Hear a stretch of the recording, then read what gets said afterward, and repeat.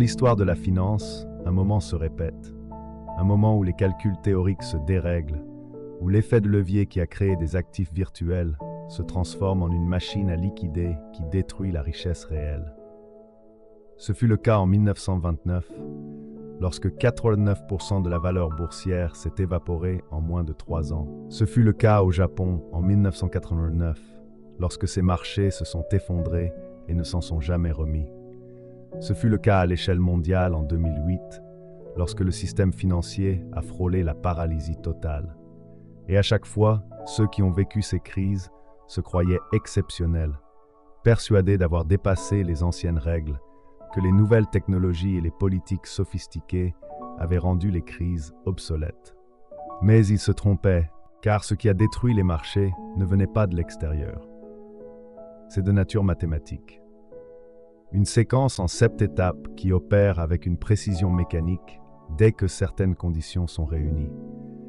Et aujourd'hui, en 2025, nous sommes à la 5e étape de cette séquence. La même étape qui, en 1929, a ouvert la voie à une catastrophe en moins de 18 mois. Il ne s'agit pas de prophétie, mais de reconnaissance de schéma. Une fois le schéma identifié, il est impossible de l'ignorer. Revenons à 1920. La Première Guerre mondiale vient de s'achever. Pour la première fois de leur histoire, les États-Unis sont devenus un pays créancier. Les puissances européennes doivent des milliards de dollars aux banques américaines.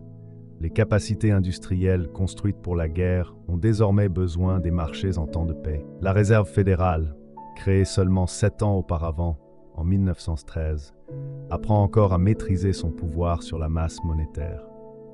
En 1920 et 1921, l'économie a connu une récession brutale, mais de courte durée. Les usines qui tournaient à plein régime pour répondre aux besoins militaires ont soudainement fait face à une chute brutale de la demande. Le chômage a explosé. Les prix se sont effondrés. Mais un événement allait bouleverser la donne. La Réserve fédérale décida de stimuler l'économie. Elle baissa drastiquement ses taux d'intérêt. En 1924, son taux d'escompte n'était plus que 3%. Les banques commerciales, suivant l'exemple de la Banque centrale, se mirent à prêter massivement. Le crédit devint bon marché. Les prêts hypothécaires devinrent accessibles. Les paiements échelonnés permirent aux Américains ordinaires d'acheter des voitures, des réfrigérateurs, des radios. Pour la première fois, la consommation ne dépendait plus de l'épargne. On pouvait acheter maintenant et rembourser plus tard. Mais voici ce que personne n'avait compris à l'époque. Lorsque le crédit est si bon marché pendant si longtemps, les comportements humains changent. Pourquoi épargner quand emprunter est quasiment gratuit? Pourquoi investir dans des entreprises productives dont la rentabilité prend des années quand on peut spéculer sur des actifs qui doublent en quelques mois?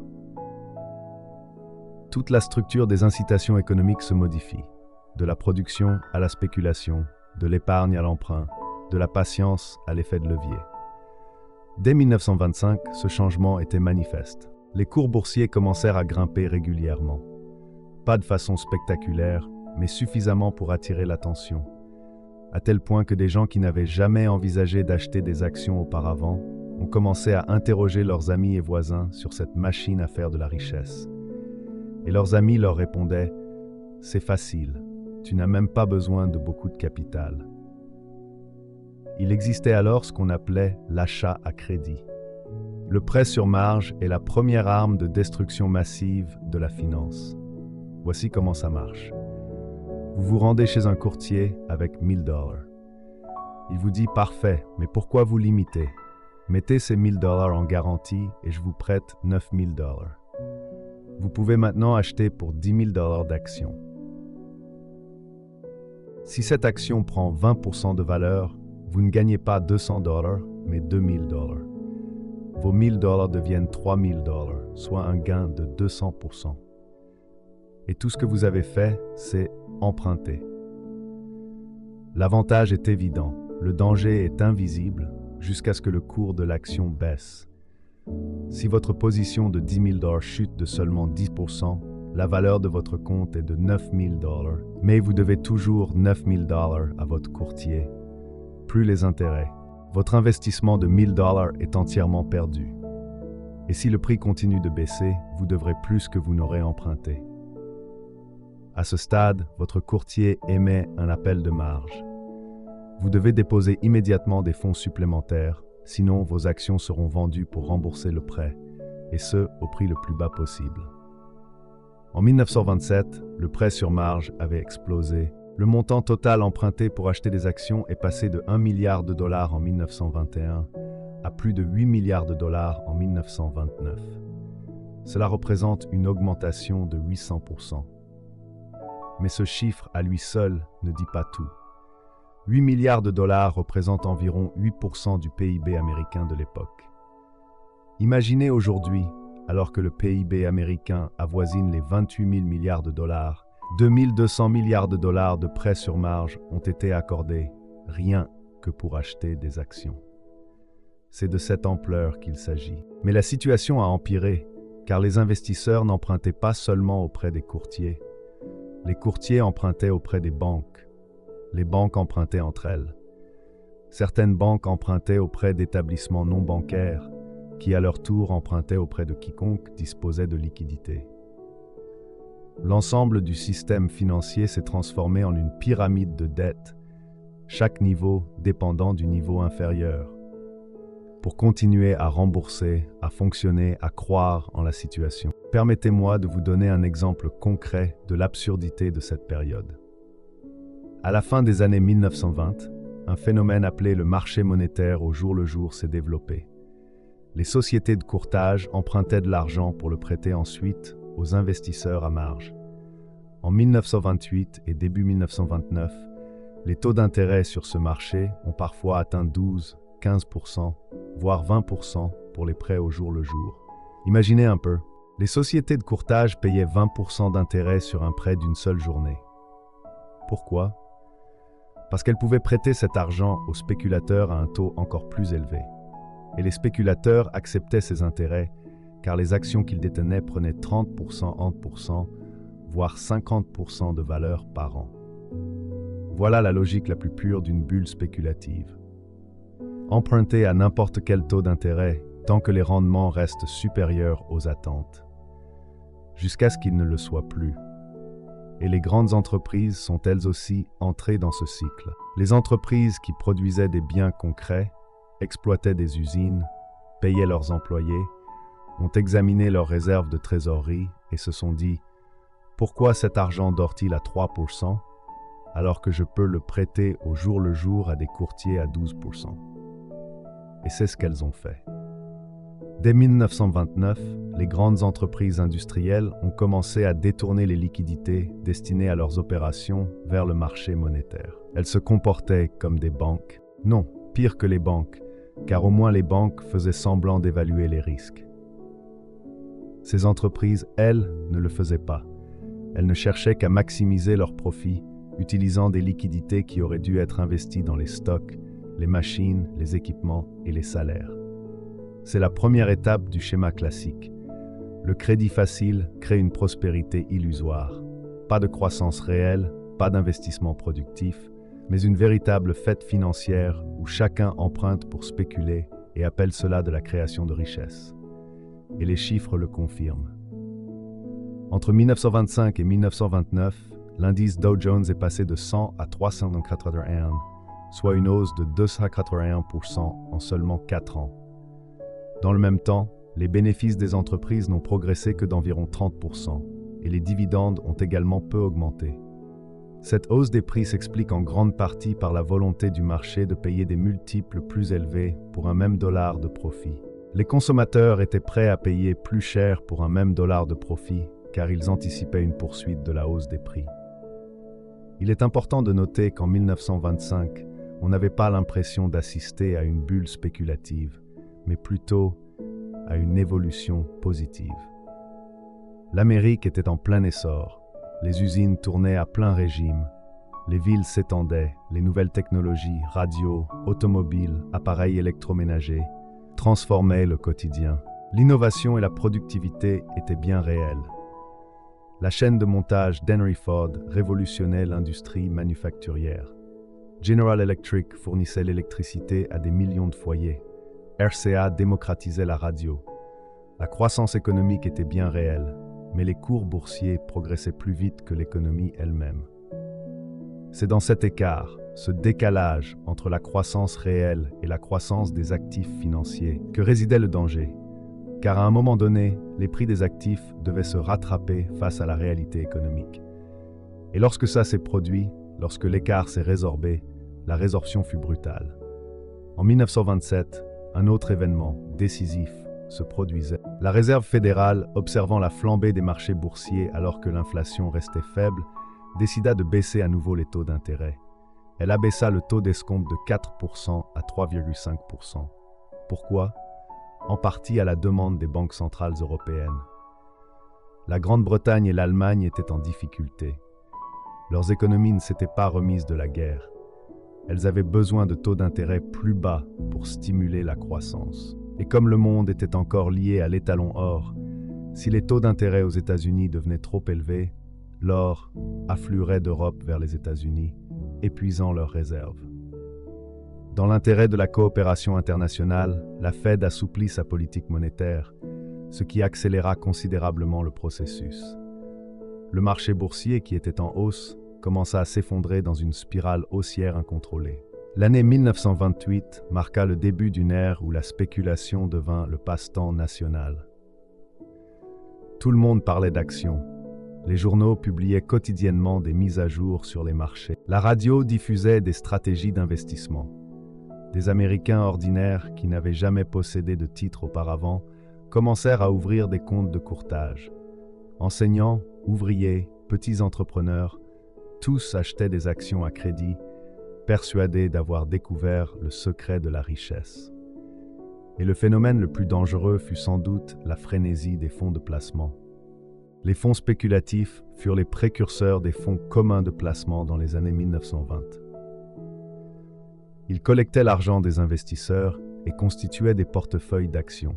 L'idée semblait séduisante. Diversification, gestion professionnelle, que des avantages. Sauf que ces fonds avaient un point commun qui les transformait en bombes à retardement. L'effet de levier, et un effet de levier considérable. Voici comment cela fonctionnait. Un fonds spéculatif lève 10 millions de dollars auprès d'investisseurs. Puis, il emprunte 5 millions de dollars supplémentaires à une banque. Il dispose désormais de 15 millions de dollars à investir.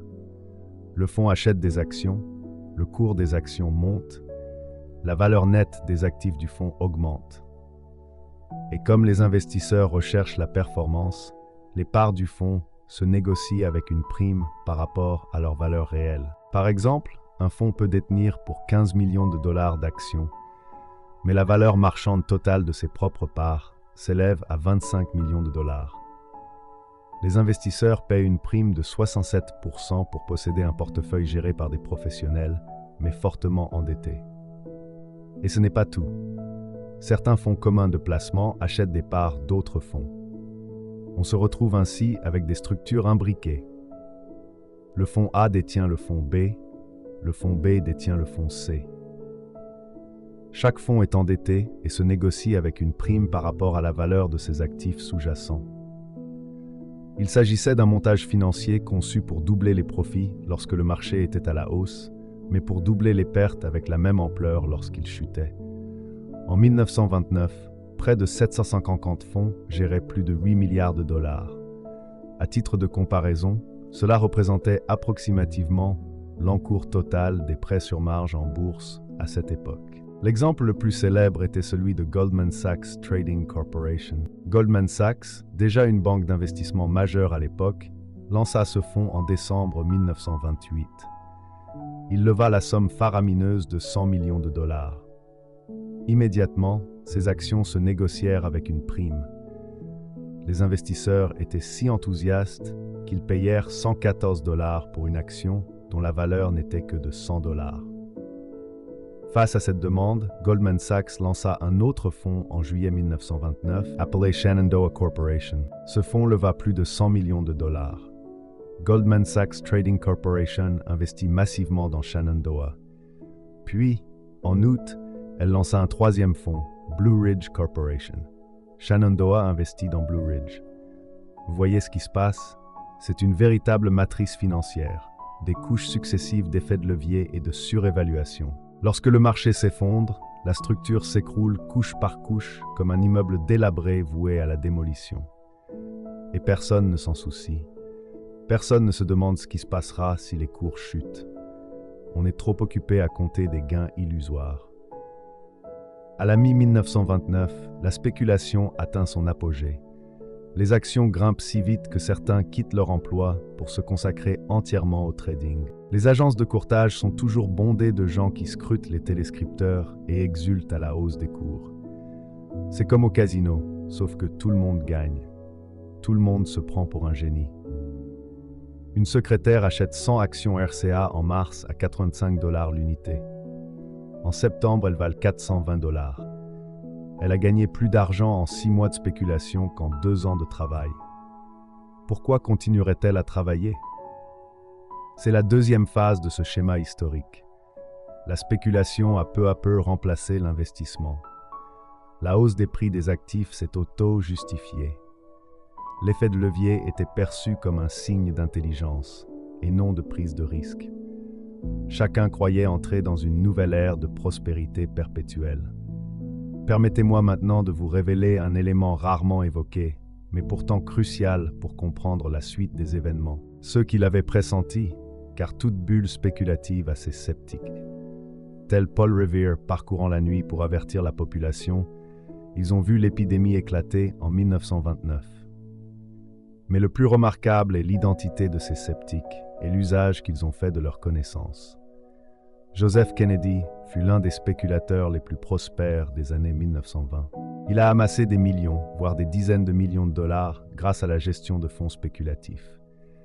Il s'agissait de stratagèmes coordonnés où des groupes d'investisseurs fortunés s'entendaient pour faire grimper le cours d'une action, créant ainsi l'illusion d'une demande réelle, puis la revendre aux petits investisseurs arrivés trop tard.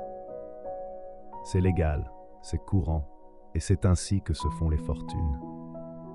Mais à l'été 1929, Kennedy commença à se retirer. La célèbre anecdote, peut-être une légende, mais néanmoins révélatrice, raconte que Kennedy décida de liquider ses actifs après qu'un cireur de chaussures lui eut donné des conseils d'investissement.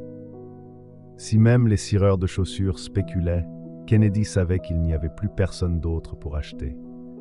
Mais la réalité était bien plus calculée que cette anecdote. Kennedy avait compris ce que la plupart des investisseurs ignoraient. Les mathématiques de l'effet de levier et les mécanismes de la liquidation forcée. Lorsque l'on achète des actions à crédit, même avec un apport de seulement 10%, une chute de 10% suffit à faire s'effondrer le système. Kennedy ne s'est donc pas contenté de vendre. Il a commencé à prendre des positions vendeuses. Il a parié sur la chute du marché. Lorsque les actions s'effondreraient, ses positions vendeuses seraient rentables. Il ne cherchait pas à sauver le monde. Il se préparait à s'enrichir grâce au désastre qu'il pressentait. Et il n'était pas le seul. Bernard Baruch, le financier légendaire qui a conseillé des présidents et amassé une fortune, a également réduit ses positions tout au long de l'année 1929. Une fois le processus enclenché, il était impossible de l'arrêter, jusqu'à ce que tout l'effet de levier des paniques précédentes soit épuisé. À la fin de la cinquantaine, Baruch avait vécu la panique de 1907. Il avait vu des bulles se former et éclater. Il en connaissait les signes avant-coureurs. Des années plus tard, dans ses mémoires, Baruch écrivit qu'à l'été 1929, il pouvait sentir le danger planer sur Wall Street. Les propos étaient hystériques. La confiance avait frôlé l'inconscience. L'optimisme avait pris des allures de fanatisme religieux. Cela lui rappelait toutes les bulles spéculatives dont il avait été témoin, et elles finissaient toujours de la même manière. Aussi, en octobre 1929, Baruch avait-il transféré la majeure partie de son portefeuille en liquidités et en obligations d'État. Il s'était complètement retiré du marché. Mais les investisseurs américains n'étaient pas les seuls à s'inquiéter. Les capitaux européens fuyaient depuis août. Les banques britanniques, voyant les cours des actions américaines grimper au-delà de toute analyse fondamentale, liquidèrent discrètement leurs avoirs américains tout au long du mois de septembre et début octobre. Elles avaient déjà connu des manias, la bulle de la Compagnie des mers du Sud en 1720, la frénésie ferroviaire des années 1840. Elle savait que lorsque les valorisations étaient totalement déconnectées des rendements, lorsque la spéculation était monnaie courante, lorsque chacun croyait que cette fois-ci était différente, c'est précisément là qu'elle ne l'était pas du tout. C'était aussi la période la plus fragile. Les investisseurs français se retirèrent. Les banques allemandes réduisirent leur exposition. L'argent des investisseurs avertis, des institutions et des familles fortunées ayant traversé de nombreuses périodes de croissance et de récession se retiraient du marché. La Réserve fédérale américaine intervint alors. Tout au long de 1929, elle tenta de freiner la spéculation en relevant les taux d'intérêt. Le taux d'escompte passa de 5% en début d'année à 6% en août. Elle eut également recours à ce qu'elle appelait la pression directe. En clair, elle incita les banques à cesser de prêter à des fins spéculatives. Mais cela ne fonctionna pas. Le marché continua de progresser. Pourquoi ? Parce que le marché des prêts interbancaires offrait des taux d'intérêt trop élevés, attirant ainsi des capitaux de sources non bancaires. Entreprises, particuliers fortunés et même investisseurs étrangers, tous prêtèrent aux courtiers, séduits par des rendements trop attractifs. Les outils habituels de la Fed, politique de taux d'intérêt et réglementation bancaire, sont inefficaces contre ce système financier parallèle. Et cela devrait littéralement inquiéter tout le monde, car cela démontre que la Banque centrale n'a aucun contrôle réel sur le cycle du crédit. Elle croit le contraire, elle dispose des leviers et des boutons nécessaires. Mais des capitaux spéculatifs sont injectés en dehors de son contrôle. Lorsque la situation s'effondrera, elle découvrira qu'elle a beaucoup moins de pouvoir qu'elle ne le pensait. Voici un autre signal, presque invisible à l'époque, mais évident avec le recul. La vente d'actions par les initiés. Les PDG et les membres du conseil d'administration des sociétés cotées en bourse, ceux qui connaissent leur entreprise mieux que quiconque, ils ont vendu d'énormes quantités d'actions tout au long de l'année 1929. Il ne s'agissait pas d'une simple diversification, mais de liquidation systématique. Dans certains cas, les initiés ont vendu jusqu'à 50, 60%, voire 70% de leur participation. Pourquoi ?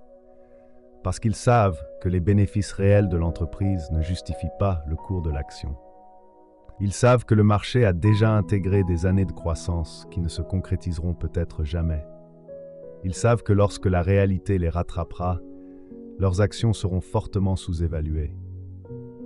Alors ils se précipitent pour vendre, tandis que les investisseurs particuliers continuent de croire à ce rêve. Et voici un détail particulièrement accablant. Certains de ces initiés affirment simultanément au public que les affaires vont mieux que jamais, que leurs entreprises sont plus fortes que jamais, que les investisseurs devraient conserver leurs actions, voire en acheter davantage. Ils mentent. Pas à proprement parler, car l'entreprise est effectivement performante. Mais ils dissimulent délibérément un fait crucial. Ces excellents résultats ne justifient pas une valorisation aussi absurde. C'est une fraude par omission, et c'est légal. Les volumes d'échange envoient également des signaux à ceux qui savent les interpréter. Tout au long du mois de septembre 1929, le volume quotidien d'échange à la bourse de New York a atteint des niveaux sans précédent. 3 millions d'actions, 4 millions d'actions. Des journées qui, un an auparavant, auraient semblé extraordinaires paraissaient désormais banales. En apparence, cela ressemblait à de l'euphorie, un afflux massif d'acheteurs. Mais les professionnels savaient ce qui se tramait, des volumes importants sur un marché mature. Un marché haussier s'accompagne généralement d'une distribution. Les investisseurs avertis vendent à ceux qui ne le sont pas. Les grandes institutions se délestent discrètement et les petits investisseurs s'empressent d'acheter, croyant réaliser une bonne affaire. C'est la troisième étape de ce schéma. Les signaux d'alarme apparaissent. Les investisseurs avertis commencent à se retirer discrètement. Les initiés vendent. Les professionnels commencent à se couvrir, mais le grand public ne s'en aperçoit pas. Aveuglé par les profits, il ne voit pas que les portes de sortie se ferment. Et puis arrive le 3 septembre 1929, le pic. L'indice Dow Jones a clôturé à 381,17 points, son plus haut niveau historique, un niveau qui ne sera atteint que 25 ans plus tard, en 1954. À ce moment-là, le cours moyen d'une action se négociait à environ 32 fois les bénéfices. Certains étaient bien plus élevés. RCA, l'action technologique phare du moment, affichait un ratio cours-bénéfice infini car elle ne versait aucun dividende et réinvestissait tous ses profits dans son expansion. Les investisseurs la conservaient dans l'espoir d'une appréciation du cours. General Electric se négociait à 35 fois les bénéfices. General Motors à 40 fois. Il s'agissait d'entreprises industrielles avec des produits tangibles et des revenus réels, mais elles étaient valorisées comme des start-up technologiques en pleine croissance. Or, un détail crucial est passé presque inaperçu. Les bénéfices des entreprises avaient atteint leur apogée. Au deuxième trimestre 1929, le total des bénéfices des entreprises a culminé. Au troisième trimestre, ils ont commencé à décliner. Les commandes industrielles ont chuté, la production industrielle a diminué. Les prix des matières premières se sont affaiblis. L'économie réelle a commencé à stagner. Pourtant, les cours boursiers ont continué de grimper pendant 3 mois supplémentaires, totalement déconnectés des fondements sur lesquels ils auraient dû reposer. Cette dislocation est la caractéristique de la 4e étape, lorsque les prix sont complètement déconnectés de la réalité. Lorsque les prix sont uniquement dictés par la foi, par l'inertie, par la conviction que ce qui a monté continuera de monter, la justification de ces valorisations repose sur ce qu'on appelle la pensée New Age. Cette expression apparaît constamment dans les journaux, les lettres aux conseillers en investissement et les revues académiques. On y affirme que nous sommes entrés dans une nouvelle ère, que les anciennes règles ne s'appliquent plus et que la technologie a tout bouleversé. L'organisation scientifique du travail permet une croissance illimitée. La radio, l'automobile, l'électrification, ces innovations engendrent un bond de productivité permanent. Les cours boursiers ne sont pas surévalués, ils reflètent simplement un avenir prometteur.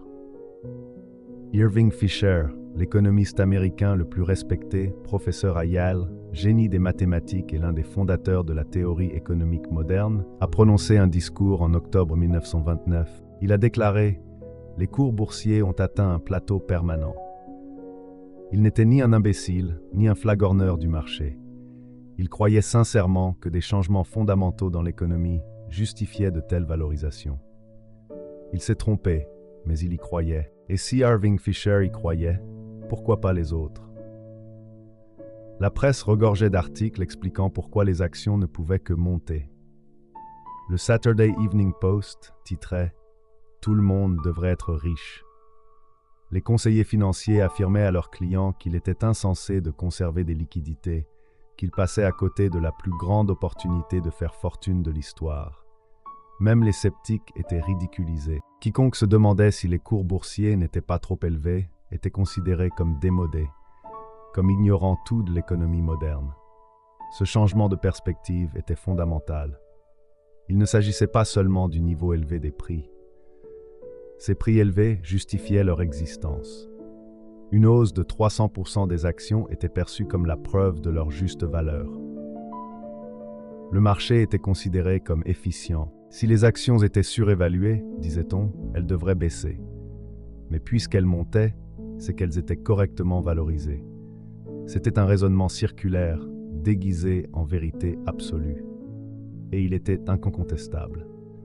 Impossible de le contester, car toute objection était balayée d'un revers de main, qualifiée de pessimisme ou d'ignorance. Le marché immobilier avait connu une évolution similaire au début de la décennie. La Floride a subi une flambée foncière dévastatrice au milieu des années 1920. Les marécages étaient morcelés et vendus à des spéculateurs qui n'y avaient jamais mis les pieds, n'avaient aucune intention d'y construire quoi que ce soit et souhaitaient simplement les revendre au plus vite. Les prix des terrains ont atteint des sommets absurdes, fondés uniquement sur la conviction que la hausse se poursuivrait. Puis en 1926, la bulle a éclaté. Des milliers de personnes ont tout perdu. Cela aurait dû alerter le marché boursier.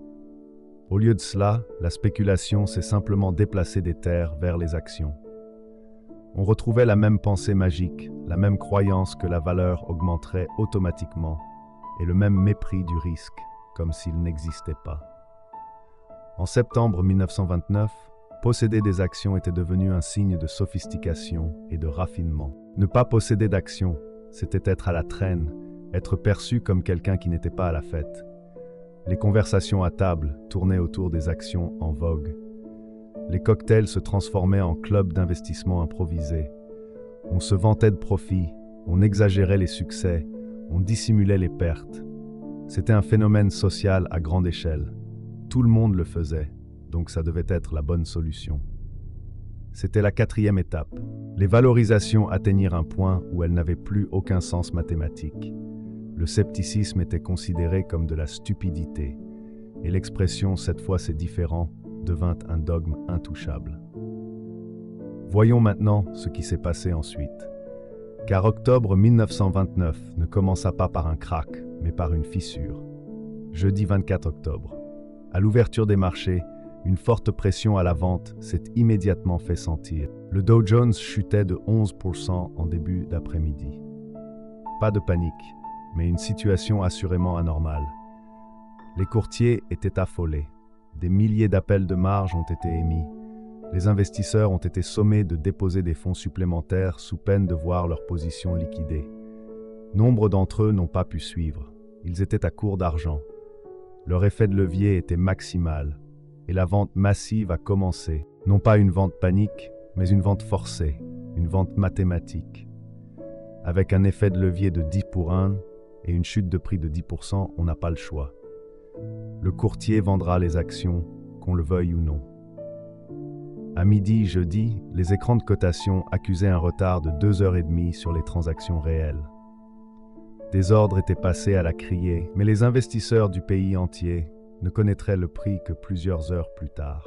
Cette situation a créé un véritable brouillard de guerre. Personne ne savait où il en était. Avait-on tout perdu ou était-on en sécurité? L'incertitude a alimenté la peur. Puis un événement, considéré plus tard comme un tournant, se produisit. Vers 12h30, un groupe de puissants banquiers se réunit dans les bureaux de JP Morgan. Thomas Lamont de JP Morgan, Albert Wigan de Chase National Bank et Charles Mitchell de National City Bank.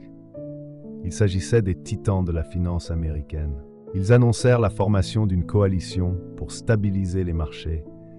Ils achèteraient des actions pour endiguer la panique et cette initiative fonctionna pendant environ 4 heures. Le marché se redressa en fin de séance, limitant ses pertes. Le vendredi fut calme. Le samedi, les marchés étaient fermés, mais la presse salua le sauvetage. Les banquiers avaient sauvé la situation.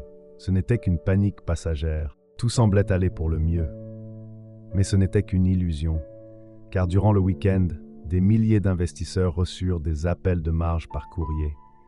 Et le lundi matin, ils furent contraints de payer sous peine de liquidation. Le lundi 28 octobre s'ouvrit sur une vague de ventes massive. Le Dow Jones chuta de 13% en une seule journée. Près de 9 millions d'actions furent échangées, un record. Mais le mardi 29 octobre devint le mardi noir, la journée la plus tristement célèbre de l'histoire boursière.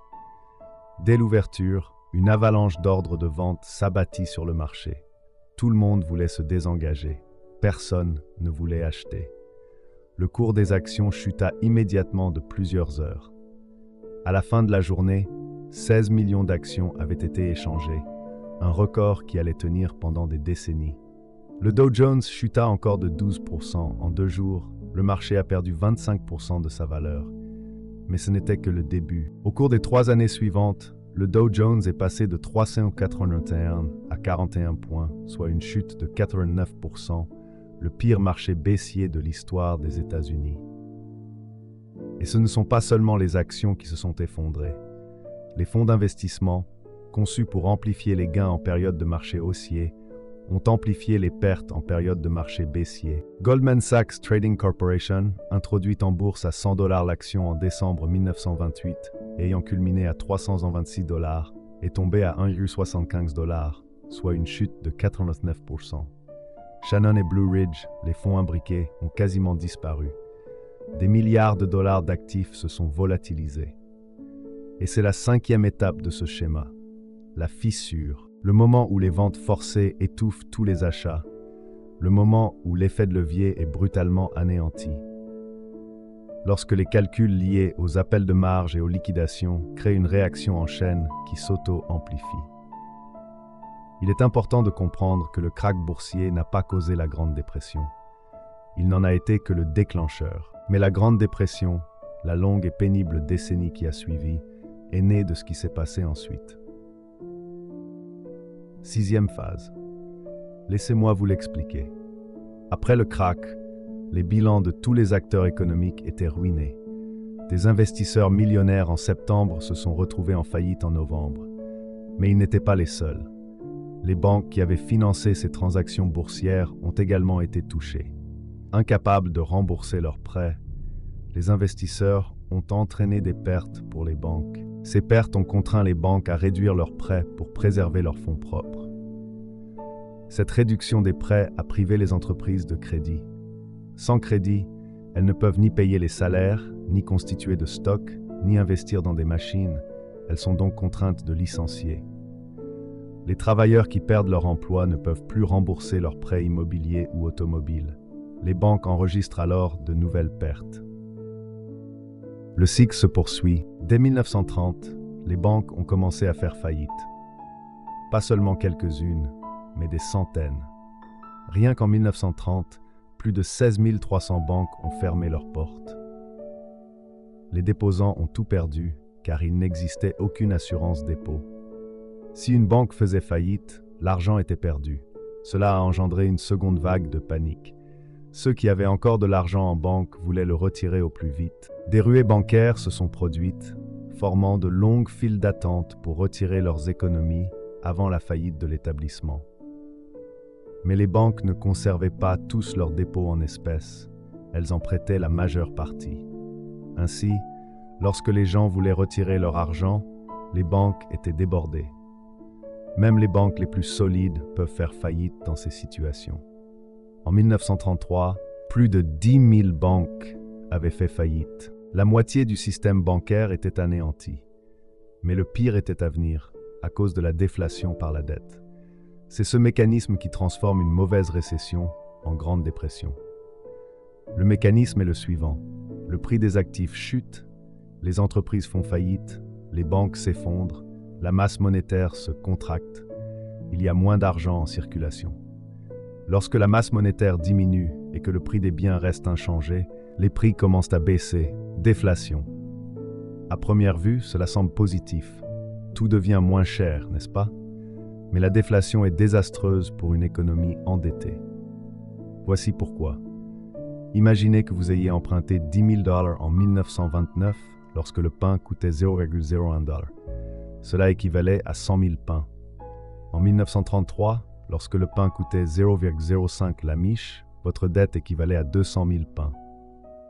Le poids réel de la dette avait doublé, même si le chiffre nominal était resté inchangé. Multipliez cela par les millions d'emprunteurs, agriculteurs contractant des prêts hypothécaires, entreprises empruntant pour se développer, ménages empruntant pour acheter un logement. Tous étaient écrasés sous le poids de dettes toujours plus importantes, tandis que les prix continuaient de chuter. Et lorsqu'ils ne pouvaient plus rembourser, ils se retrouvaient en défaut de paiement, davantage de pertes bancaires, davantage de faillites bancaires et une déflation encore plus grave. Une spirale infernale. En 1933, l'économie s'était contractée de près de 30%. Un travailleur sur 4 était au chômage. La production industrielle avait chuté de moitié.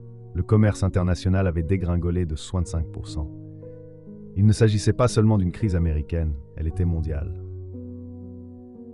Car toutes les économies étaient liées par l'étalon or, par le commerce et par la dette. Lorsque l'Amérique s'est effondrée, elle a entraîné le monde entier dans sa chute. C'est la 6e étape, l'effet de chaîne, où le choc initial se propage à tous les secteurs de l'économie, où l'effet de levier financier se désagrège, le crédit se contracte et la déflation engloutit tout le monde sous une dette insoutenable. Là où une vente massive sur un marché entraîne un krach sur d'autres, là où le système ne s'ajuste pas progressivement, mais se convulse violemment. Enfin, la 7e étape, les conséquences. La prise de conscience que les dégâts sont permanents, que l'économie ne se redressera pas rapidement, qu'une décennie est perdue. En 1933, la confiance dans le système financier est anéantie. La confiance dans le capitalisme est ébranlée. Face aux files d'attente pour le pain et aux bidonvilles, on se demande si tout le rêve américain a échoué. À mesure que la situation devient désespérée, la politique se radicalise. En Allemagne, l'effondrement économique a contribué à l'arrivée d'Hitler au pouvoir. Aux États-Unis, Franklin Delano Roosevelt a remporté une victoire écrasante et a entrepris une expansion sans précédent du pouvoir fédéral. Le New Deal a créé des programmes qui allaient remodeler la société américaine. Sécurité sociale, assurance chômage, assurance dépôt fédéral, réglementation des valeurs mobilières. Ces politiques n'étaient pas des choix idéologiques, c'étaient des mesures d'urgence destinées à éviter un effondrement social total. Et la politique monétaire a été changée à jamais. En 1933, Roosevelt a abandonné les talons or aux États-Unis. Le dollar a été dévalué, l'or a été confisqué. Le gouvernement a manqué à son engagement de convertir sa monnaie en or à un taux fixe. Puis, lentement et péniblement, pendant plus d'une décennie, l'économie s'est stabilisée. Mais elle ne s'en est jamais pleinement remise avant que la Seconde Guerre mondiale n'entraîne des dépenses publiques massives et la mobilisation de toute l'industrie. Tel fut le prix à payer, une guerre mondiale.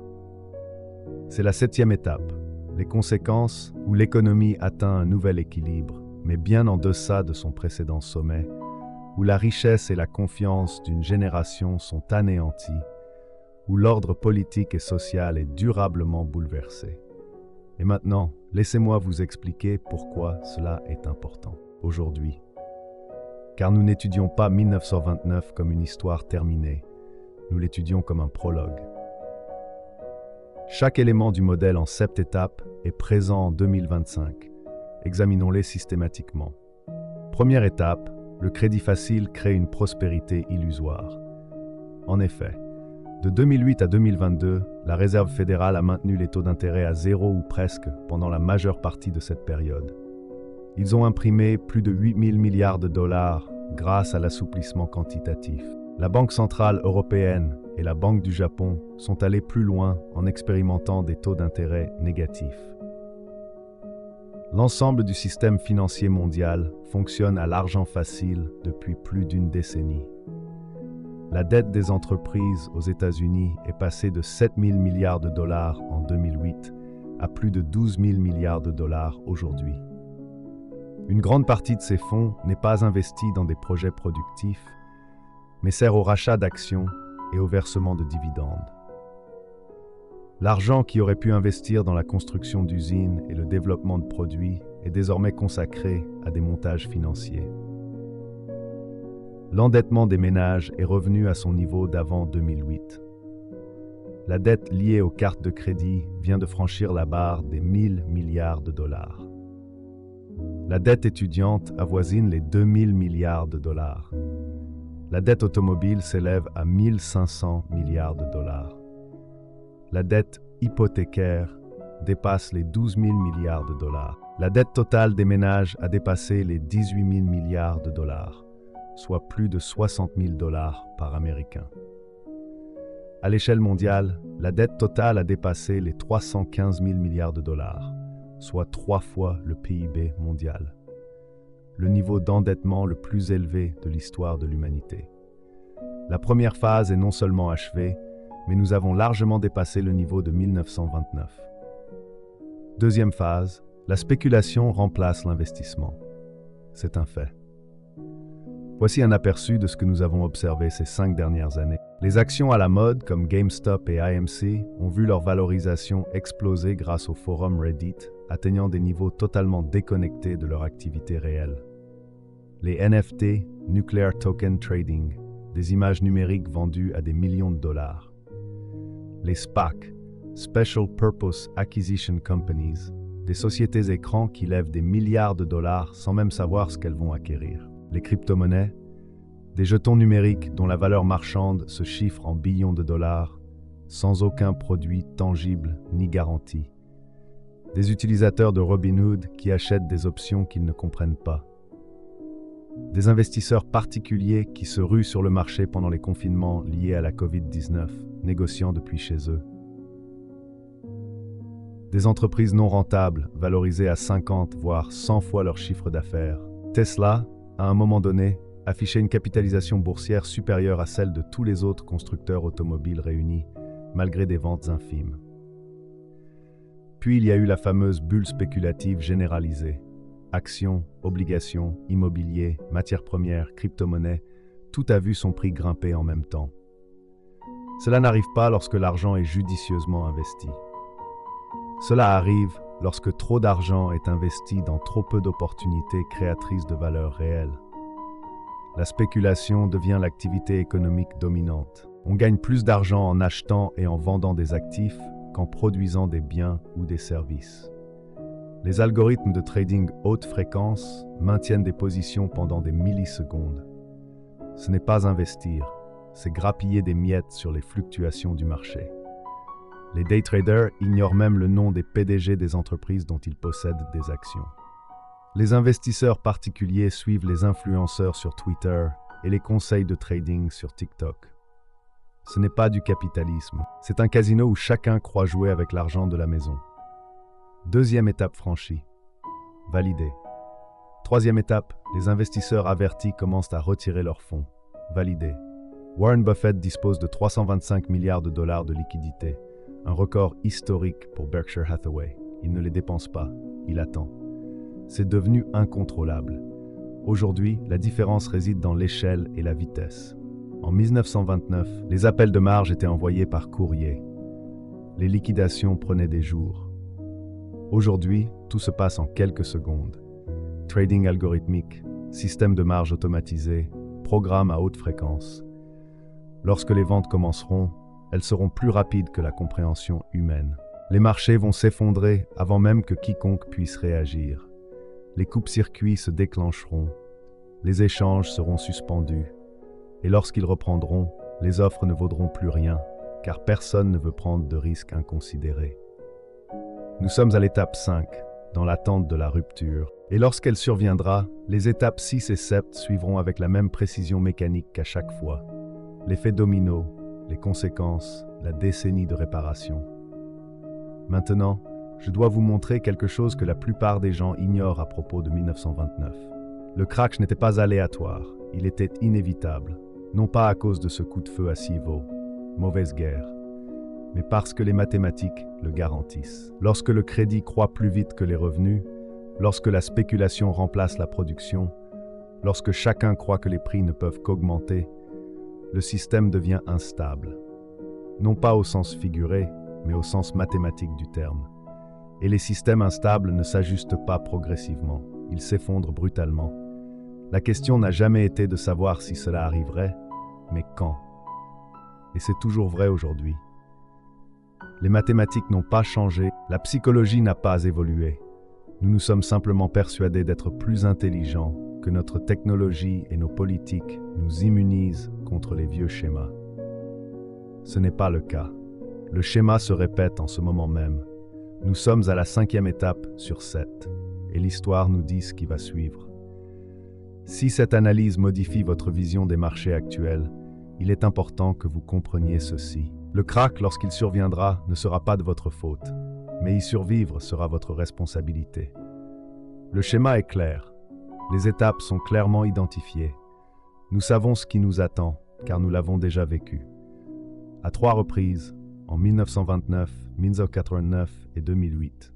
À chaque fois, ceux qui s'étaient préparés ont survécu. Ceux qui ne l'avaient pas fait ont tout perdu. On se revoit de l'autre côté.